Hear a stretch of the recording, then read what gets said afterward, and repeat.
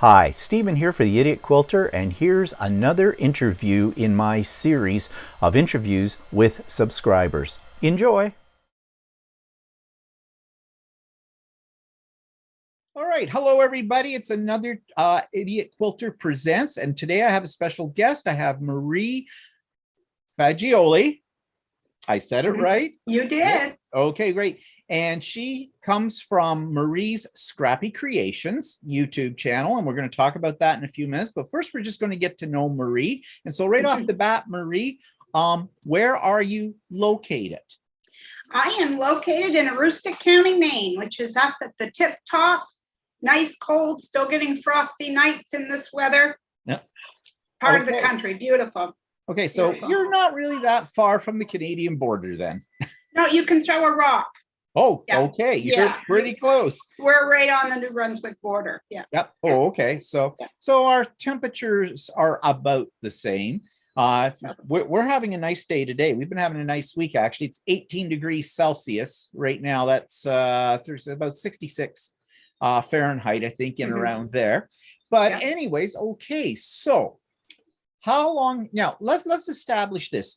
Are you essentially a quilter, essentially a sewer, essentially a maker of all things? That's tricky because I don't want to get ahead of us, but I started out not as a young child, but as an adult, I was a quilter who amassed a pile of scraps like you would not believe. No, you would believe. Yeah, I would believe it. And just in the past 2 or 3 years, I've started to branch out and say, what else can I make? And that was the idea behind my YouTube channel. Was I had challenged myself. I told my husband, 2022 is going to be the year of the scraps. And I'm going to challenge myself to make as many different items other than quilts with those scraps as possible. So then I decided to start a YouTube channel because I thought everyone who sews has scraps. Every single person. I don't care what type of sewing you do, you've got a scrap. Right. So whether it's a quilt block or a bag or a set of pot holders, I'll show someone how to put a zipper in, a snap, anything. And that's kind of what I do. So do I quilt? Yes, I haven't recently, but I have. And right now I'm just sewing. Okay. So almost anything. So you do sewing as well? Yes. Okay. And what kind of sewing? Is it garment sewing? Oh, no. Oh, okay. No. I actually made one sweatshirt in my whole life, one garment. And my mother tried to talk me out of it. And it was in home economics in high school. Right. And she said, you don't want to start off with something stretchy, but But you didn't who of listen. us as a teenager doesn't know everything, Right.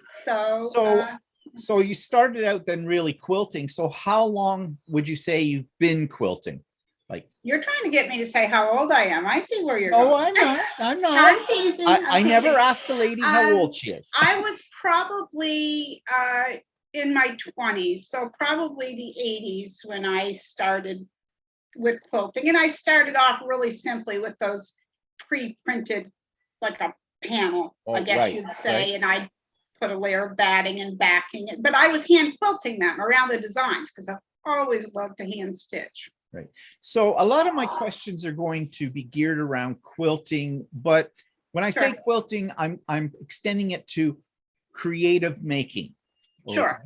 So from here on in, and as my questions go, feel free to deviate from the quilting. I want to broaden out a little bit, but what I want to ask is how did you get started in? Now you've already said how you started to extend out in adult life, but were you always creating? Were you always interested in sewing in that as a child? Yeah.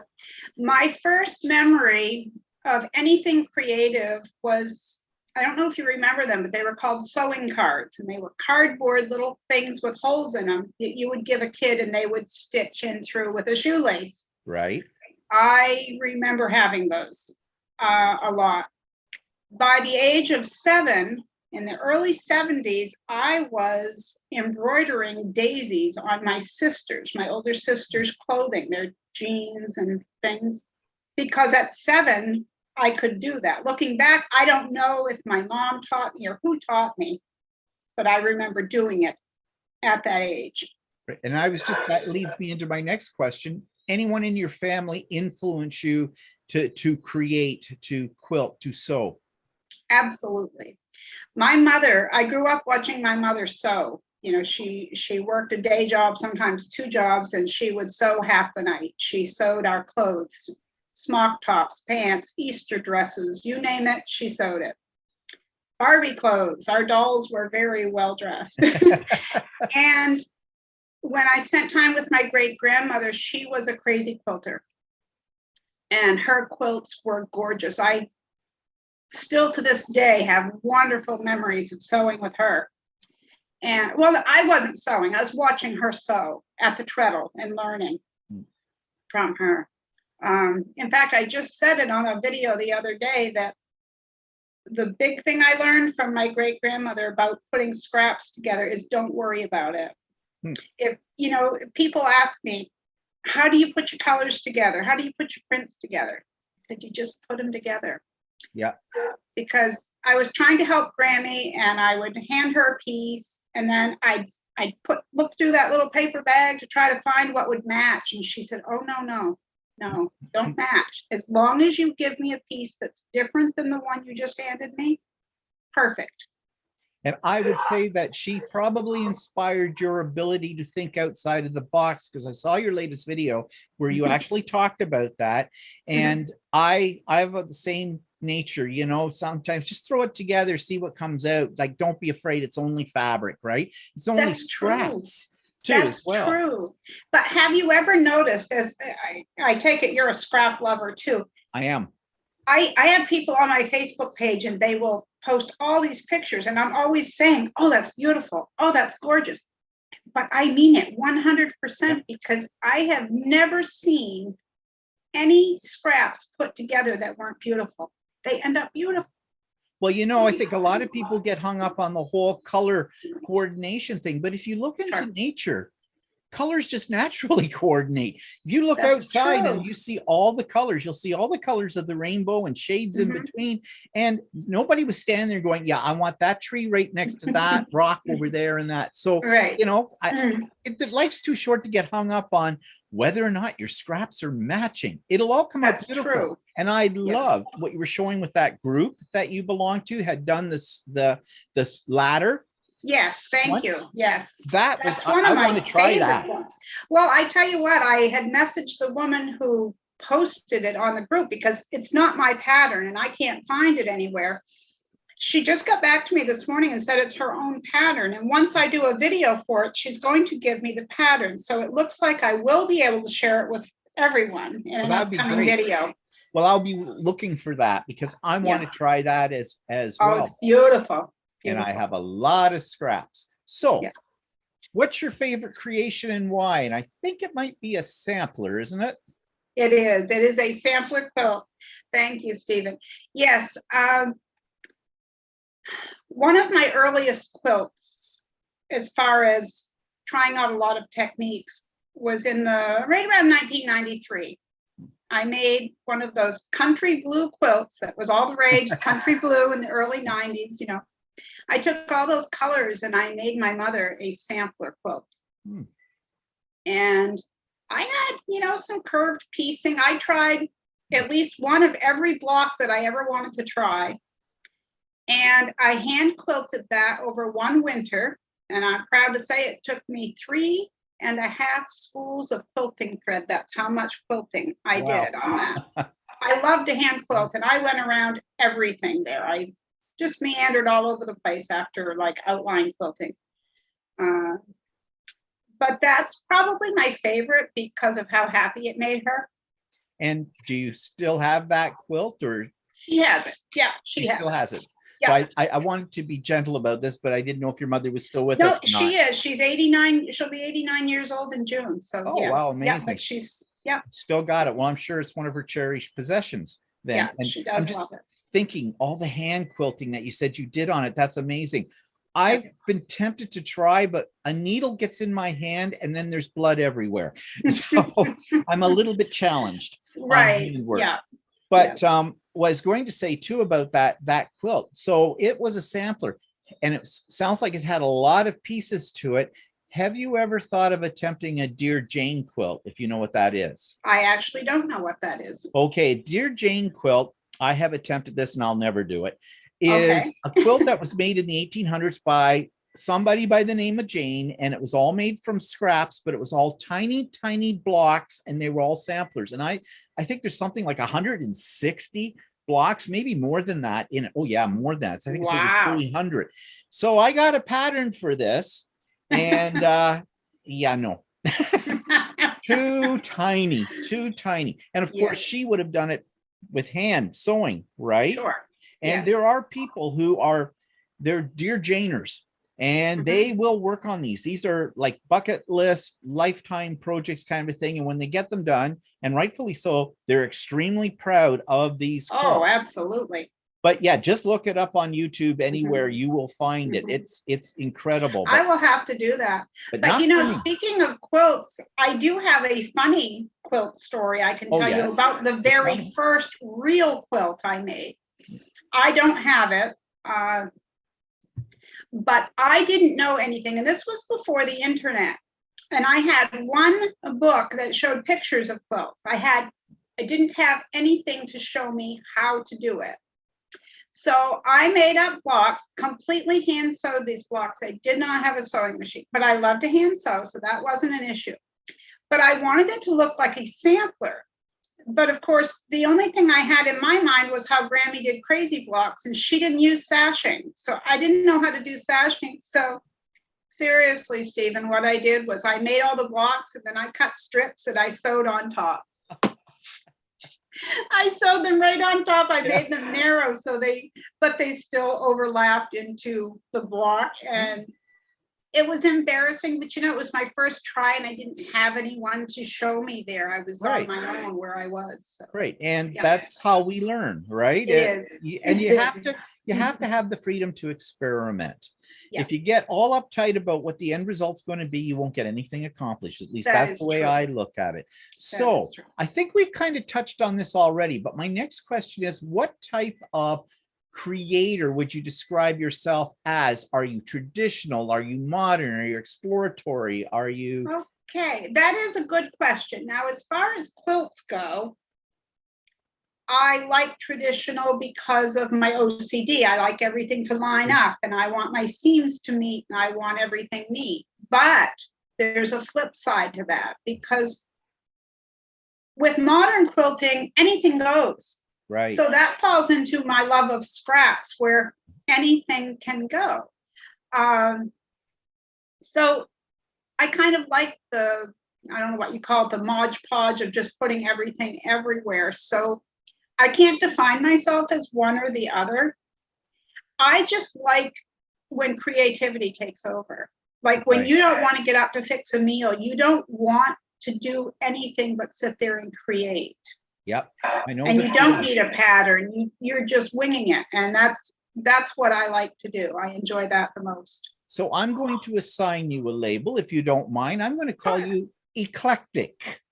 That's a good word. And that's kind of a catch-all, because that's the way I'd sort of describe myself too. It's and you mentioned the fact it's what you're feeling at that moment. Exactly. You know, when the creative spirit takes over on you, you just go, and nothing else matters at that point. Yeah. And I really like that kind of it is. Feeling. It's a beautiful thing. It really is. You just forget about the world, you forget about everything, and you're in the zone and you're just creating. And I find it relaxing, and I find it just, you know, it just clears out my palate, sort of. It's freeing, isn't it? It is. So let's talk about your sewing area, and I can see it all in behind you. So can you describe it for us? Is this a large room, a small room? It is not. It is a small bedroom in our apartment. It's probably 10 by 12, I'm going to say. I have a lot crammed in here. Looks very So- well organized. Well, thank you. But usually what happens, I'm all right when I'm sewing, but when I'm filming, I have to keep moving the tripod, and then I have to move the lamp and the stand, and the, you're sliding and moving. Not anything heavy, because I can't do that, but I do slide things around, but it works. And that's all that all I matters. need it to be. Yeah. Well, I'm looking just at the little touches you have, like your thread holders up there. I mean, that's such a pretty backdrop to this, and your cabinetry. You look like you Thank you. like the more. Yeah, my vintage husband look. made the hutch that's in behind. That's my Oh, did he? favorite one that he made. Yeah. So I have that up here. It's one of my favorite things, and that's the only place the cat will leave my plants alone. So those are the only safe ones in the whole place. Oh, and you have a cat, do you? Yeah, I feel a out of nightmare it. is what we have. Yeah, well, they always are. I love cats. And I have found that the number of quilters that I have talked to, they all seem to have a cat. That's true. So quilters are cat people, I think. I had a cat for many, many years, and she passed on about 7 years ago. And I'm I sorry. still miss her. She's still on my Absolutely. wallpaper on my phone and everywhere in the Aw, house. And we'd like to I keep thinking about getting another one, but I also remember, the times that, weren't so Sure. good, well, not that they were bad, but it's like having a child. You have to look after them. You do. Yeah. But that's maybe down the road, maybe I will get another one. But yeah, it's just funny. Quilt people. It is, yeah. Mine loves my sewing room, because if she gets in here, she's pulling pins out of my pin cushion, or she's always doing something she should not be doing. Well, I know, and they do love to lay on the quilts. Yes, they do. Yeah, they cats do. are just princesses when it comes Yeah. to. Yeah, they love cushiony places. Oh, they do. So, do you have a favorite tool or technique, something that you go to all the time, can't live without? Actually, I do. If I were to really think about this, I think my favorite tool is a newer one. It's a rotary cutter. Yeah. Because seriously, how can you get more precise than a cut with a rotary cutter?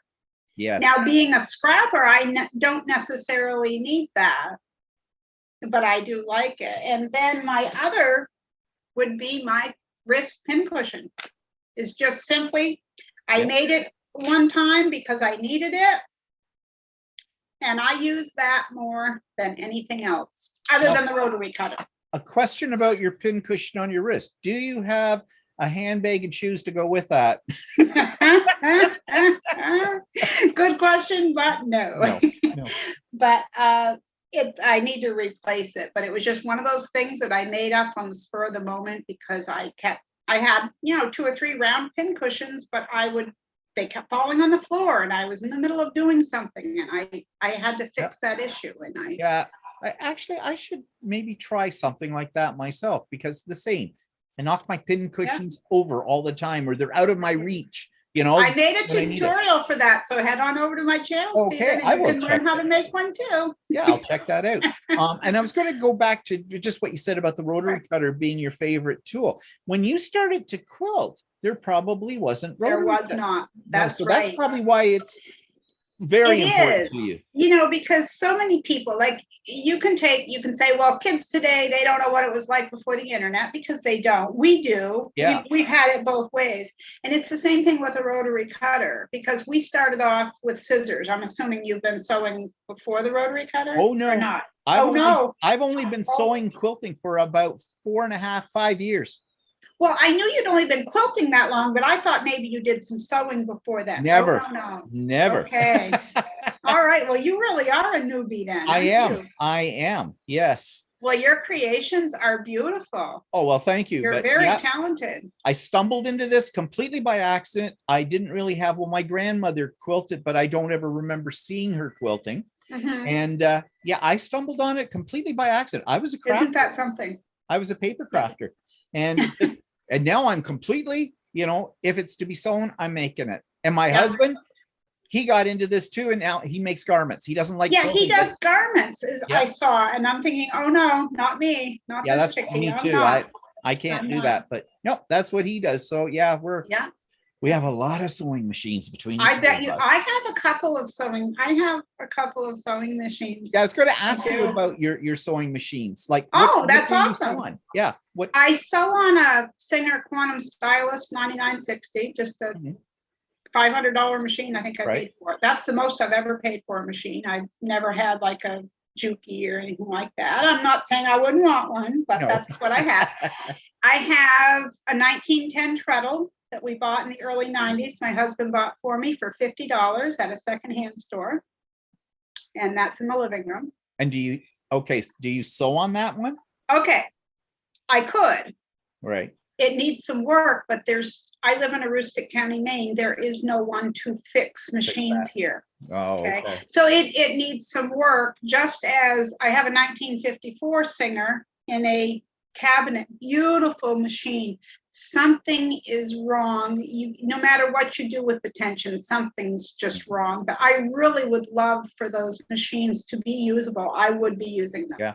I Yeah. definitely would. Well, I kicked myself because when my father had passed away and we were selling my mother's house and I was getting her set up in an apartment and everything, she had her grandmother's treadle machine. And she used to use it when I was a little kid, but she didn't sew that much.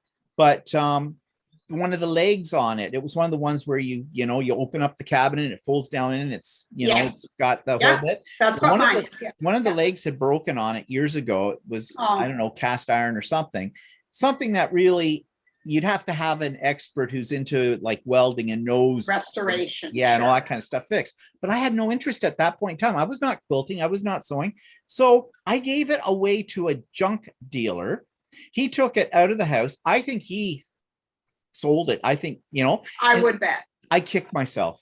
Now, what I know, but I didn't know anything at that time. That's Nobody right. in my family wanted it. It was a piece of junk as far as we were all concerned. Yeah. Oh, well, live and learn, right? Yeah.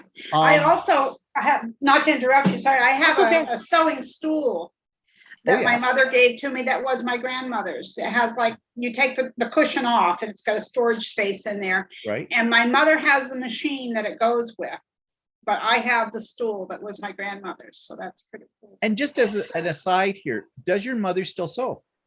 She does. She does. She's amazing. very interested in quilting. She's always watching quilting videos and things like that. She is a very accomplished sewer. I'm just thinking, you said she was 89. Yes. That's amazing. Yeah. I mean, I love stories like that about maybe because of my age, and that kind of thing. But my mother had no hobbies, no interest in. Basically, my mother died at 81, just passed away last fall. And it was mainly because she had nothing to keep her mind active. And that can count for a lot. Yeah. I just talked to my brother yesterday and he's like, yeah, when I got over there, she was digging in the flower bed, because that's what she does. She's always busy. Because, I find a lot of older people, especially once they retire, if they've had no other interests or don't cultivate any interests, they just waste away. That's true. And I think that's why we need hobbies and creative outlets. We really do. It's good for the soul. Yeah, it really is. And I think quilting or sewing or paper crafting, whatever. I think those things really stimulate your brain. And in my theory, that is the most important part of your whole body, is keeping your brain going. Yeah. Absolutely. Because if you don't, then you just waste away. The body just goes. I believe that. But not only do they stimulate your brain, they stimulate the economy, because who doesn't buy everything that they need and then some? I was on a little buying jog yesterday. But that's a story for another day. Sure. Speaking though of buying, it takes money. If you had all the money in the world, is there a piece of equipment you would invest in? Probably it would be a high-end sewing machine. That's a tough one, because in one way I would like to have a long arm quilter, but then I'd have to have a room to put that in. So that would be too much. So I think I would just go with a high-end sewing machine would probably be the way to go. It's nice. We have high-end sewing machines because we're boys who like our toys. So, and I do have a long arm too, but the space. I know you do. And she has a name and everything. Lucy. Yeah. Well, actually she came with the name, because that's what the APQS actually calls it, Lucy. Oh, okay. I see. but I love it. I love it. And yeah, we had to do a lot of rearranging in order to find a space to put her in. But you know, I do would not imagine. regret that investment Yeah. at all. But yeah, but when I go into things, I go into them in a big way. My idea is go big or go home. Go big or So, go home. yeah. So let's change the thought line here a little bit. Okay. Have you ever belonged to a guild or an online group? And if so, what was your experience like? Okay, I've never belonged to a quilting guild. Probably the closest that I've belonged to as far as groups go is I'm in a Facebook group where we swap quilt blocks every month, and I do that. And the thing that I like the best about this group is their scrap blocks. So they're right up my alley. So we switch off and on, like for a year or so we'll do, and there's 4 or 5 things you can choose, but right now I'm doing crazy blocks and crumb blocks because those are 2 of my favorites to make. Yeah, watching your videos on your YouTube is inspiring me again to start going through my scraps and doing some more. I love doing scrap quilts. They are beautiful, especially like those ladder blocks to me, not even just with the black. You could use like red or purple or something. Yeah. Well, when you laid them out and you were showing like how the black on that could connect up, and I thought, oh yeah, look at that design. That's fantastic. And there are other ways to lay them for different designs. So it's amazing. And there we go back again to the whole stimulation of your creative sense, you know, just turn your blocks on anything that you're making and see what comes up. You know, you don't have to follow the pattern completely. You can see, that's it. That's it for me. And I've said it before, you know, as far as like my dad was a chef and he always used to say a recipe is just a guide. You do whatever you want. Yeah. But that fits for sewing. There doesn't have to be a hard and fast rule that says you need to do A, B, C, and D, because if you told me, well, this is how I do this, Marie, I want you to do A, B, C, and D. Well, then I'm sewing your creation. That's not mine. Yeah. You know, and it's like, trying to think, Matthew from Mr. Domestic. Yes, I know who you mean. He puts his own style onto everything. And he and another YouTuber were some of the first ones that I followed. Yeah. And he said, you got to put a little zhuzh in there. Yeah. And I think of that so often. You do. You have to have your own zhuzh. You have to put something of yourself in everything. Yes. It makes your creation unique. Exactly. And I think that that's like, if you're just doing something that everybody else has been doing as well, what's the point? Where's your personality? I think quilts really reflect people's personality and their color choices and their design. Certainly. And any embellishments they do. So I'm just going to jump down to, this was a question a little bit later on, but I think this is an appropriate place to talk about it. Okay. So I'm sure you've heard the expression quilt police. So I have. What are your thoughts about those people who we would consider the quilt police, the ones who are always being super critical about what you have done? Well, they are the reason why I would never put a quilt in a show. Yep. Because I think the creative process is more important than the outcome. What a person puts into something is their heart, their hard work, their time. And to have someone else measure that by a certain set of parameters and say, well, they didn't do this, or, well, I like the way they did that, but they didn't do that. It seems snobbish to me to pick apart someone else's artwork, because that's what it is. It is a piece of art, no different than something on a canvas. Yeah, I agree with you completely on that. And I also do not, I've had a quilt in one show, just a local show, when I belonged to a guild. And, you know, I was a beginner quilter. I was really proud of this. I had designed it myself, put it together and all this stuff. And, you know, inside myself, ego was that thinking, I'm going to win a prize. Sure. And I didn't. And I didn't deserve to win a prize. I mean, from that standard. But then that made me just think about the fact that, why am I trying to do something that's to somebody else's standard? This is putting too much pressure and on me, and it's not an enjoyable process. This is a hobby. It took the fun out of it, didn't it? Exactly. So from now, I got over that.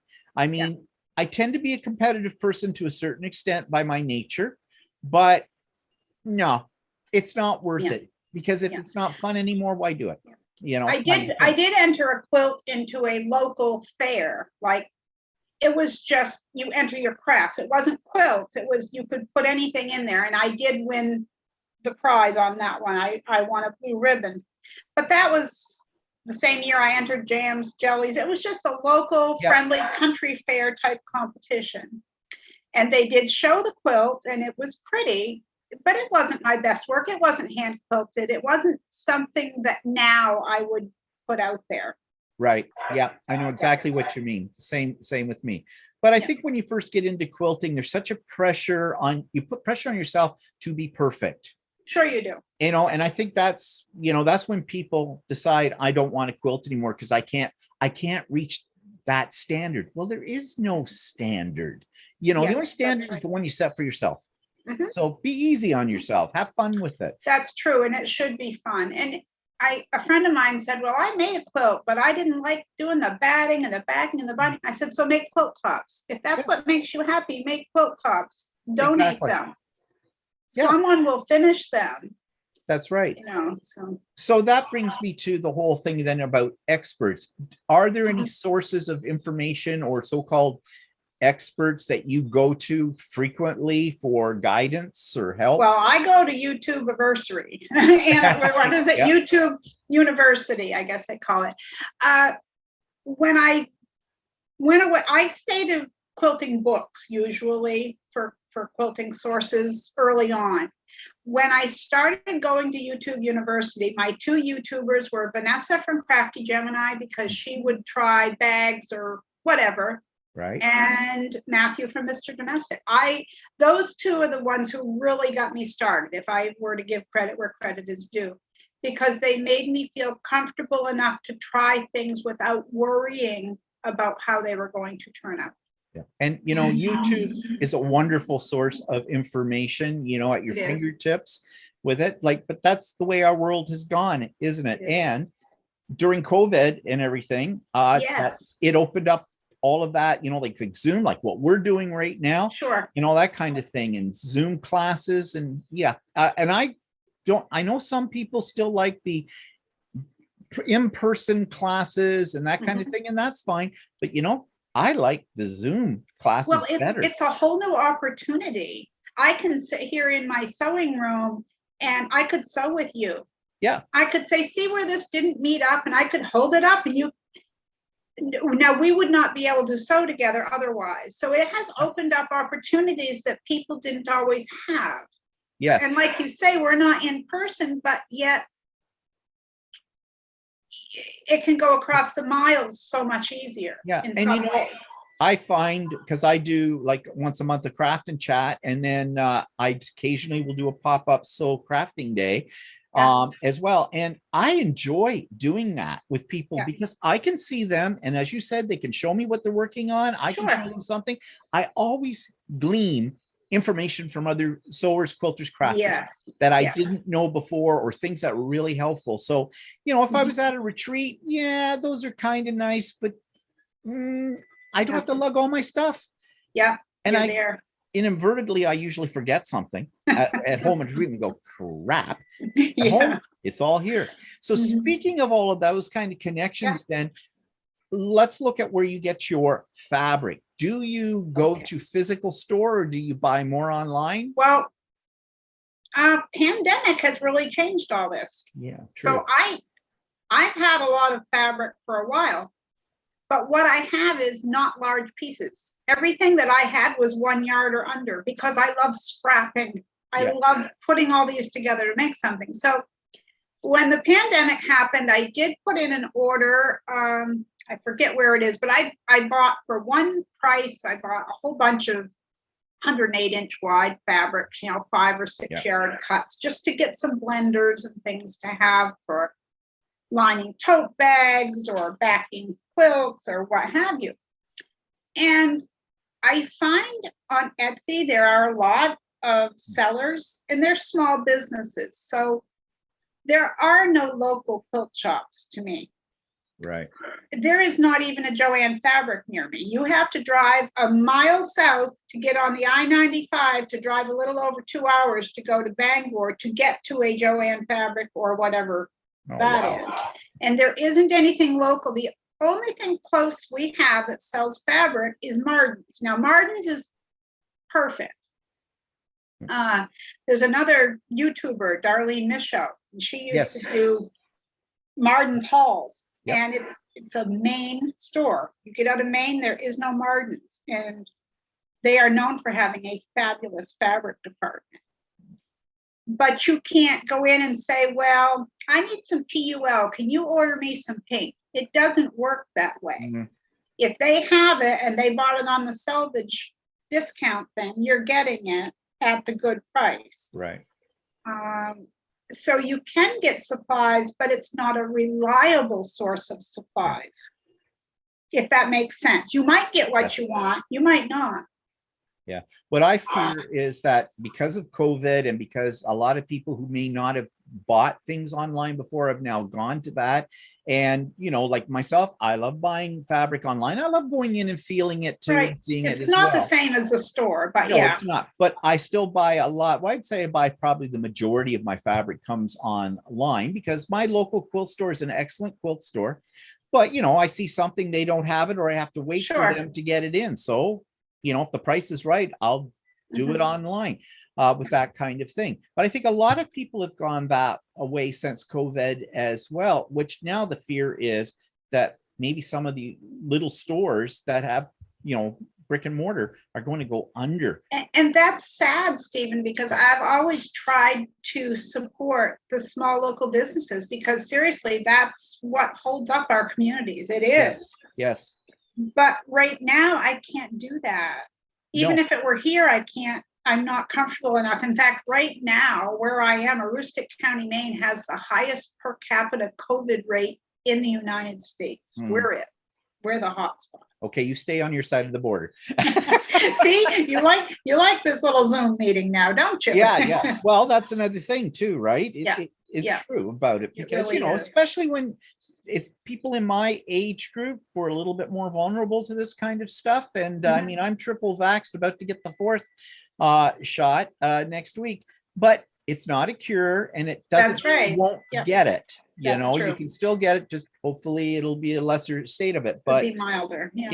But back to the buying of fabric and supporting the small shops. Yes, I agree. And I think the only way the small shops are going to survive is they've got to have an online presence. They do. They absolutely do. I agree. Yeah. So, okay. So I'm going to change. Let's talk a little bit then about your online presence. Let's talk about your YouTube channel. Like it's called Marie's Scrappy Creations.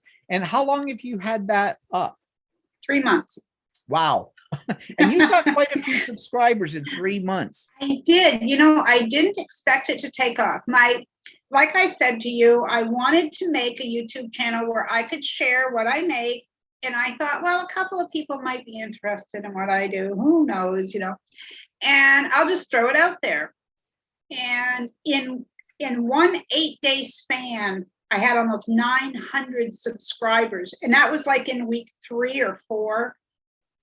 It jumped like out of nowhere. And it was very surprising to me, and I don't mean this in a bragging sort of manner, but what I hear from people is, I like that you're real. I like that you leave your mistakes. I like your teaching style. It's like you're talking right to me. Yes, that's what attracted me to your site as well, because I'm of the same philosophy. That's why I started the Idiot Quilter. The idiot means I love your mistakes. name on that. I love that.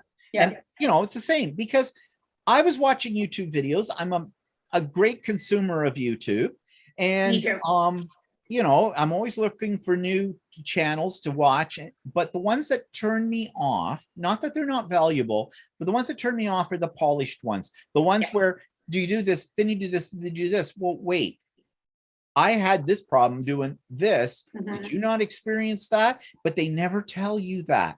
It's always perfect. That's and I think for someone starting out, when they see that, that's a standard that's up, you know, and I they agree. think, oh, I'll never reach that. And they might be discouraged from getting into this as a hobby, or into any craft as a hobby. If they think, That's perfect. And you want to know a perfect example of that? And I don't mean to keep bringing him up, but Matthew from Mr. Domestic, I would not try a zipper. I had never put a zipper in anything. And I was looking one day on YouTube. That's how I found his channel, is it was about a zipper. I needed to do an inset on the inside, okay? right. And he said, I'm trying to think of the name of the product, but it's just this little thing. It's kind of like a zipper tape. It's a stick-on Yeah, it's tape. a steam-a-seam 1/4-inch tape, I think he used. Something, yeah, something like that. Yeah. And he said something about, not exact words, but there's no shame in using that. So you got to use that. Lay it down there. It's my favorite product. And I thought, well, if he uses it and can put in a zipper, then okay. So my first few zippers, I used that stuff. Once I got used to it, I didn't need it. But it's like he gave me permission to say, okay, I'm not perfect at this, but I'm going to give it a shot.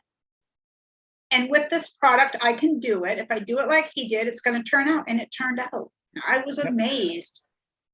Yeah. So all it takes is one YouTuber, one person to give you the confidence to say, I can try that. Yes. And that's the beauty of YouTube and that kind of thing. But back to your YouTube channel. Sure. You're growing very quickly. I am. And I've been following your progress now for the last couple of weeks, since basically you found me before I found you. Yeah, in fact, but I have to say I'm really behind on all my channels. This past week has thrown me right into a tailspin. I got so far behind on everything. I'm behind on watching, and because normally, like say with your channel or some of the other ones, I don't necessarily watch as much as I listen, and then I glance over as I'm sewing. I used to listen to audiobooks, but now I listen to YouTube. Yep, that's what I do as well. I do. I like it in the background as I'm working on things. And the same way. But I was going to say, don't put so much pressure on yourself when you're doing a YouTube kind of a thing. You know, if you're creating deadlines for yourself, it's only you that's doing that. It's not that is true. That is true. Just like we said about quilting, if it or creating, if it's not any more fun, if it's putting stress on you, you know, don't. That is true. I don't edit. The only thing I'm pressuring right now on myself is I would like to have a couple of weeks cushion of videos done ahead, because I have a chronic medical condition. I won't get into that, but sometimes it's hard and I'm unable to sew. Yeah.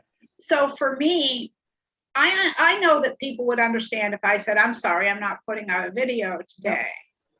But I also have some people who are very loyal. They show up every single time. I know they're going to comment. I know they're looking. So I put that on myself. I realize that. But I would like to get a little bit ahead so that I don't have any deadlines. So I just do it. So what I've been trying to work at now is when I'm sewing something this past week, I'm recording it. Yeah. So I've got something for content. Yes, I understand that. I have the same kind of thing too.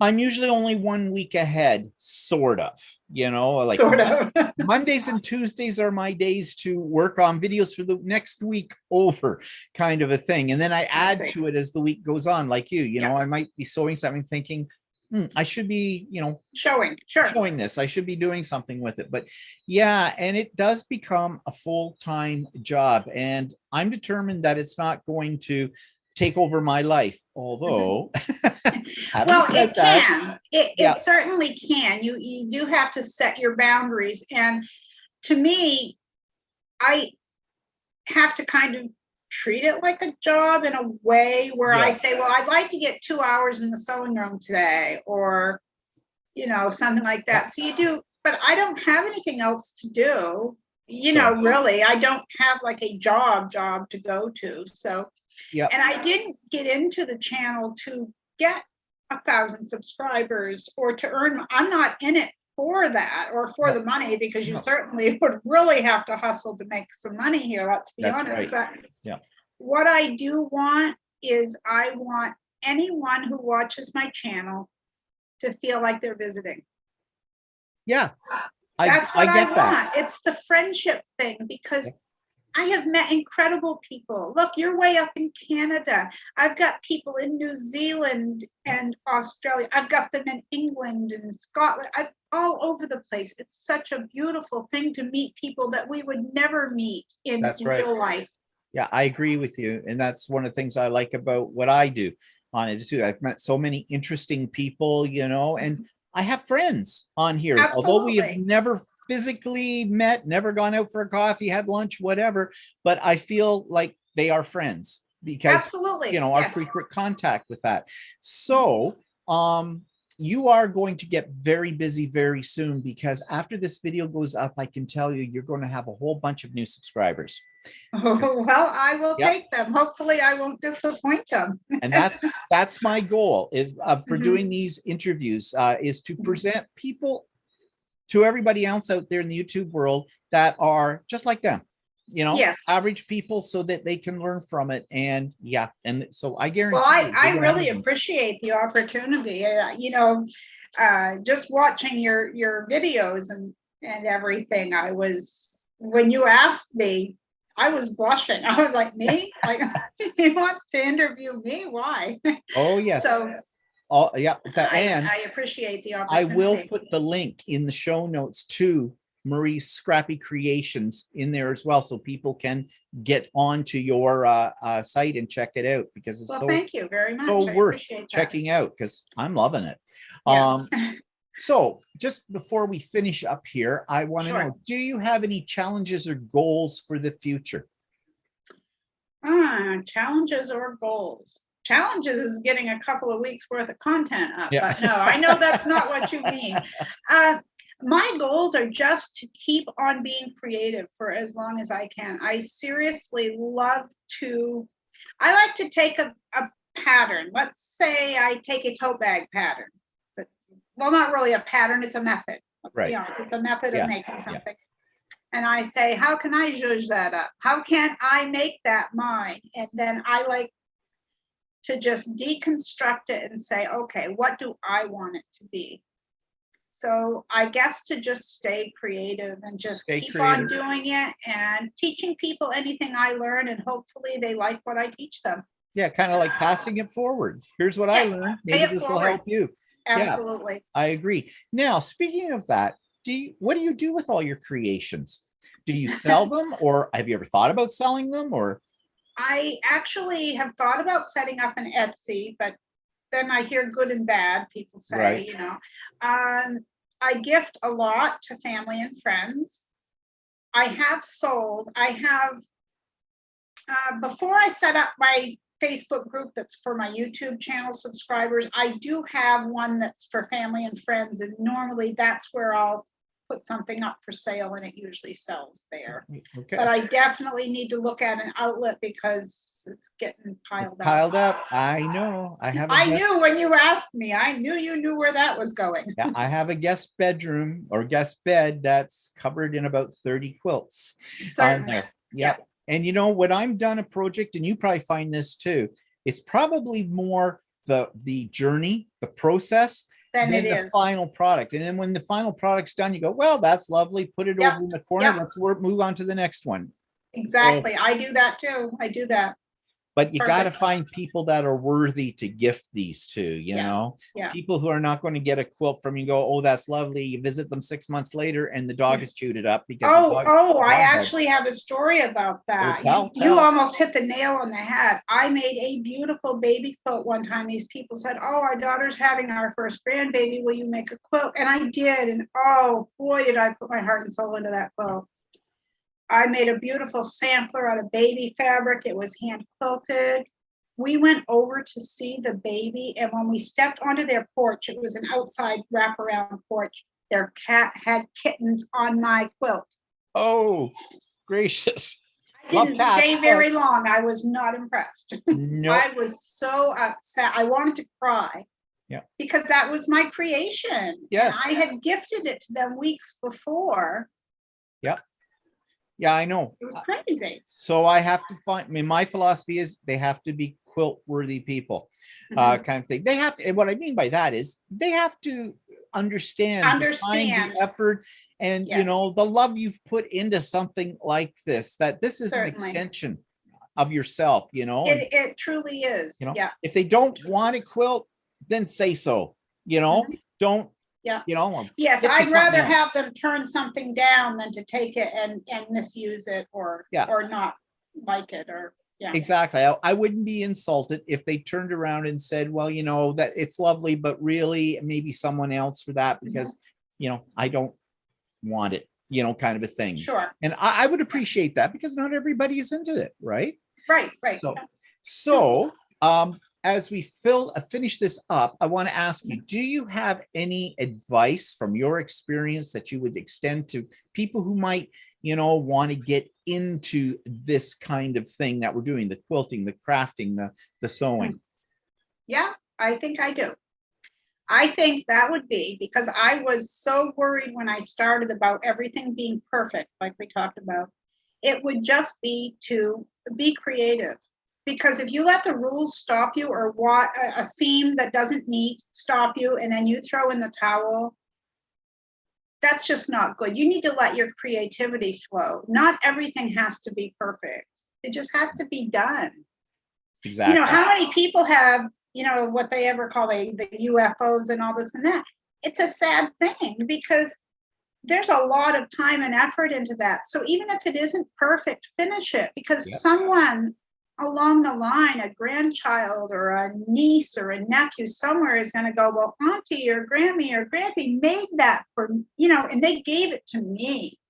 They're not going to care if your seams met or if your color choices weren't theirs.